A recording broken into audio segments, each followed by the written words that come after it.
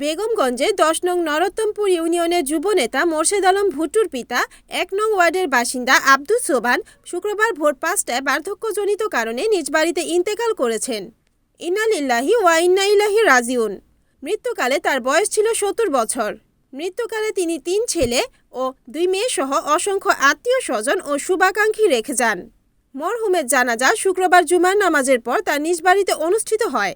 উক্ত জানাজায় অংশগ্রহণ করেন ইউনিয়ন বিএনপির সাবেক সাধারণ সম্পাদক জামাল উদ্দিন, উপজেলা বিএনপির সদস্য মামুনুর রশিদ মামুন, উপজেলা বিএনপির সাবেক প্রশিক্ষণ বিষয়ক সম্পাদক সাইফুল ইসলাম, ইউনিয়ন বিএনপির সাবেক মুক্তিযোদ্ধা বিষয়ক সম্পাদক জাহাঙ্গীর আলম সুমন, ইউনিয়ন যুবনেতা মোহাম্মদ ফারুক চৌধুরী, মোহাম্মদ জহিরুল ইসলাম, মোহাম্মদ শাহজাহান সহ অত্র এলাকার সর্বস্তরের জনগণ।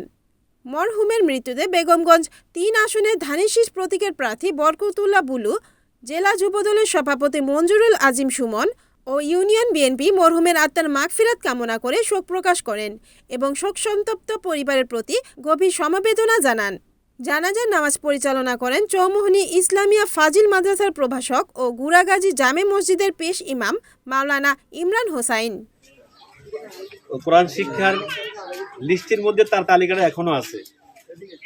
তো আমরা যখন বলতাম যে এই কোরআন শিক্ষার তালিকা আল্লাহ তাআলা কিয়ামতের ময়দানে মৃত্যুর পরে আপনাকে তালিকা ধরে ডাক দিবেন, উনি এতটা উৎসাহিত হতেন, মানে শিখার জন্য এতটা তার আগ্রহ ছিল, যেটা আমি আপনাদের এখন ভাষায় ব্যক্ত করতে পারবো না। আমি সাধারণ একজন মানুষ, আমি এক জায়গায় জুমা পড়াই, তো ওনার এই ভালো আমলটা আমি সাক্ষী এভাবে দিতে চাই, যেহেতু হাদিসের ভাষায় কোরআনে কারিম এমন একটা গ্রন্থ যে কোরআন পড়বে, কোরআন বুঝবে, কোরআনের দিকে তার মানসিকতা থাকবে, কোরআনের বিধানের প্রতি তার আগ্রহ থাকবে, এই ব্যক্তিরা মৃত্যুর পরে কোরআন তার ডান দিকে মাথার কাছে আসবে। এরপরে একজন মুফাসসির বলেন যে এই কোরআন তার কবর থেকে শুরু করে জান্নাতে যাওয়ার ঘাটি পর্যন্ত, জান্নাতে যাওয়া পর্যন্ত যতগুলো ঘাটি আছে, যতগুলো বিপদের জায়গা আছে, সব জায়গায় তাকে পাহারা দিয়ে জান্নাতের গেটে নিয়ে তারপর তার থেকে বিদায় নেবে। আমি সাক্ষী দিচ্ছি। আপনারা আর যদি কোনো দানা ফানা থাকে মানে আর দানা আছে আমার আমি দিয়ে দেব।